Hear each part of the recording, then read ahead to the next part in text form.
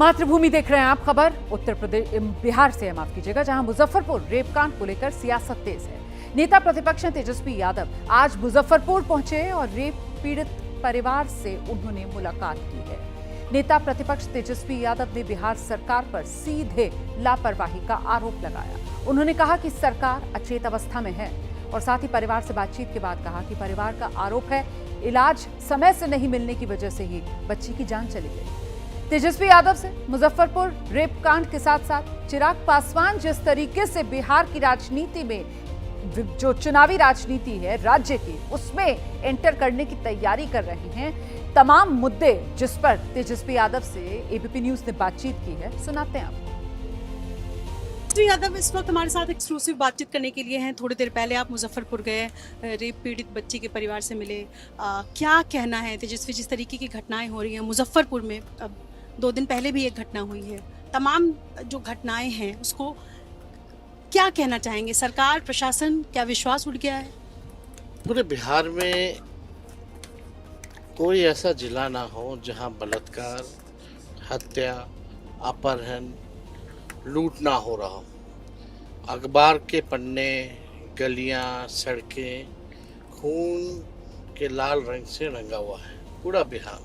जो स्थिति है, मतलब आप कह सकते हैं कि लॉ एंड ऑर्डर का क्रिमिनल डिसऑर्डर जो है बिहार में हो चुका है और लगातार बढ़ रहा है अपराध। और ख़ास तौर पे जो कुर्दी की जो घटना है, मुजफ्फरपुर की जो घटना है, ये बेहद दर्दनाक घटना है। इससे पहले भी आपने सुना होगा कि मुख्यमंत्री के गृह जिला में नालंदा में कील ठोक करके जो है दुष्कर्म करके खेतों में फेंक दिया गया था। और आज एक और खबर आ रही है कि सीतामढ़ी में भी 11 साल की बच्ची के साथ घटना जो है हुई है। और ये वही जिला है मुजफ्फरपुर जहां बालिका गृह कांड हुआ था। यानी आज हम लोग जब गए, सूचना मिली, परिवार के लोगों से मिले और परिवार के लोगों से हमने जानना चाहा कि मतलब क्या घटना हुई, कैसे हुई, पीएमसीएच का, सरकार का क्या रोल रहा। उनका साफ कहना था कि आप एक तो उनके हालात देख सकते हैं, तो दलित परिवार, बेहद ही गरीब परिवार, जो कि खेतों में मजदूरी करके जो है अपना घर चलाता था। और जिस बच्ची के साथ 10-11 साल की जो बच्ची जिसके साथ ये घटना हुई है, उसकी माँ विधवा है, उसके पिता नहीं है, उसके 2 भाई हैं और जो बड़े पापा हैं वो देखभाल करते हैं। घर में आप देखी हुई झोपड़ी है। पीएम और नीतीश कुमार जी दावा करते हैं कि सबको पक्का मकान बना के दे देंगे, लेकिन आज हम लोग जब गए देखें तो पक्का मकान तो नहीं, झोपड़ी था जो स्थिति थी। गरीब परिवार है और दुष्कर्म हुआ।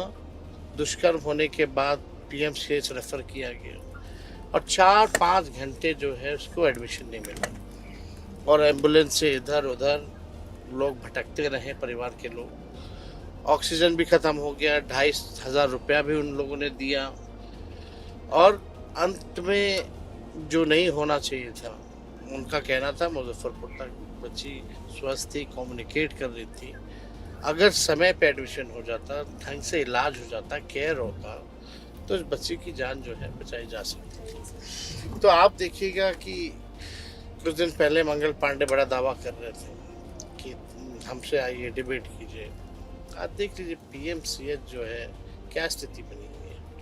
हमें सब पता था, तब हम जब स्वास्थ्य मंत्री थे तो सबसे पहले रात के अंधेरे में हम छापा मारते थे, मानेंगे। कई लोगों पे हमने कार्रवाई की।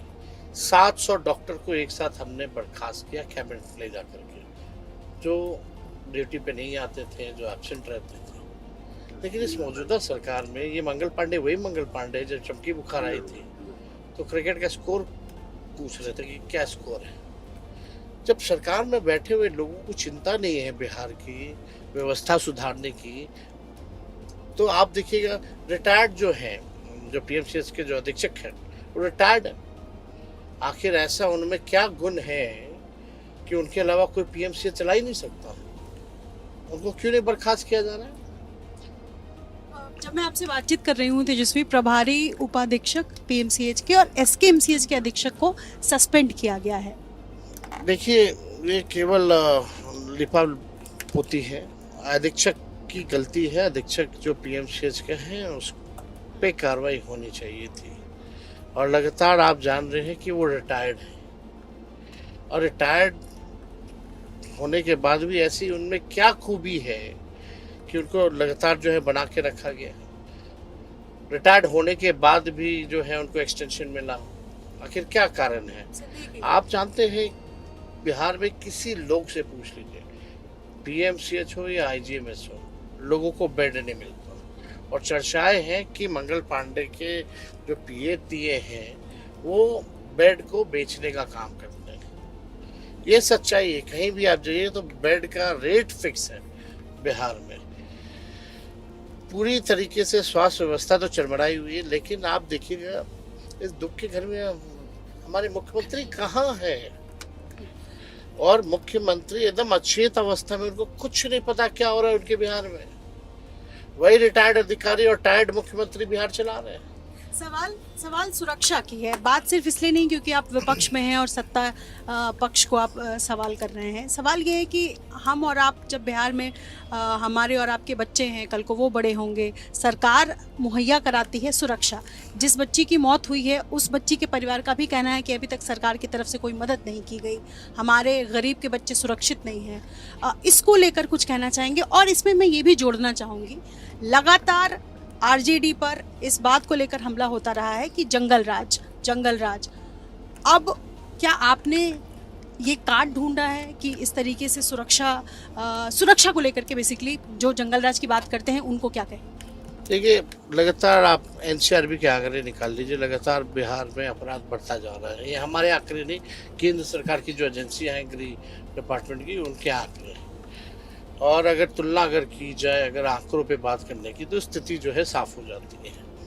लेकिन एक 11 साल की मासूम बच्ची के साथ रेप होता है, उसकी गला काट के मृत्यु हो जाती है, अस्पताल में भर्ती नहीं दिया जाता है, अस्पताल में बचाया जा सकता था लेकिन जान चली जाती है, तो ये जंगल राज तो और क्या है?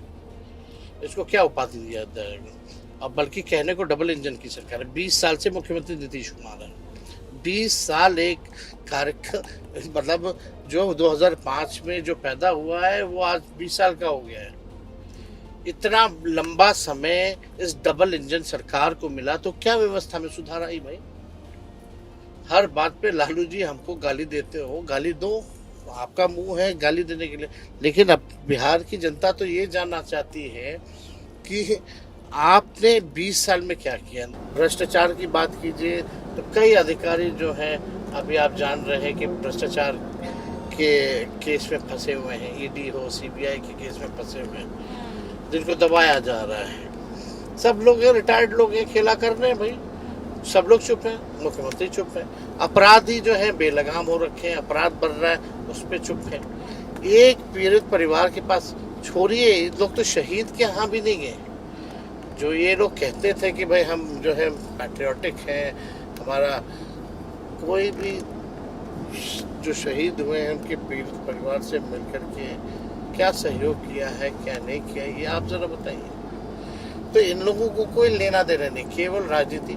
प्रधानमंत्री जी आएंगे, रेड कार्पेट बिछा रहेगा, सब लोग वहाँ सर झुका के खड़े, लेकिन पीड़ित परिवार को न्याय दिलाने के लिए कोई सूद लेने नहीं आता है। चिराग पासवान के बारे में कहा जा रहा है कि वो बिहार आएंगे और बिहार में रहना चाहते हैं, बिहार के लिए काम करना चाहते हैं। दलित का नेता जो चिराग पासवान या जीतन राम मांझी जैसे नेता हैं जो बिहार से चुनाव जीतकर केंद्र में इस वक्त मंत्री हैं। जिसको बिहार के लिए काम करना है वो कर रहा है, और जिसको नहीं करना है, बहाना करना है कि अब हमको करना है, ये करना है, उससे काम चलने वाला तो होता नहीं। बिहार की जनता बेवकूफ़ तो है नहीं। तेजस्वी यादव को आप सुन रहे थे। सीधे निशाने पर बिहार की राज्य सरकार को लेते हुए नीतीश कुमार को कटघरे में खड़ा